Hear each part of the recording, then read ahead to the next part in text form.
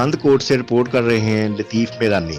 कंध कोट से अगवा होने वाले मासूम बच्चे समेत तमाम अगवा होने वालों की बाजियाबी के लिए और अमनो अमान की बहाली के लिए टावर चौक पर एहतजाजी कैंप कायम कर दिया गया, जिसमें सियासी और समाजी तंजीमों के रहनुमाओं, कारकुनों और सैकड़ों शहरियों ने शिरकत की और अमन चाहिए की नारेबाजी की। इस मौका पर मासूम बच्चों ने मगवियों की तस्वीर और पेनाफ्लेक्स उठाकर मगवियों की बाजियाबी का मुतालबा किया और मुजाहरीन ने एहतजाज करते हुए कहा कि हमारा जिला अगवा इंडस्ट्री बन गया है। हफ्ता कबल रसालदार से अगवा होने वाले मासूम बच्चे मोहम्मद अजीम, वकील मदार गोलो, उनके भतीजे वाजिब गोलो और कुछ माह कबल अगवा होने वाली मासूम कौसर और उनकी मां नादिया बीबी समेत जिला के मुख्तलिफ जगहों और वक्तों पर अगवा होने वालों को पुलिस बाजियाब न करवा सकी। मगवियों की बाजियाबी के लिए पुलिस का कोई किरदार नजर नहीं आ रहा और पुलिस कोशिश भी नहीं कर रही है, ना ही मगवी आजाद हो रहे हैं। उनका मजीद कहना था कि हमें लग रहा है कि पुलिस आसरे में है कि डाकू खुद रहम करें या वुरसा से डील करके मगवियों की आजादी हो। हम सरापा एहतजाज और मगवियों की बाजियाबी तक एहतजाज का सिलसिला जारी रखेंगे।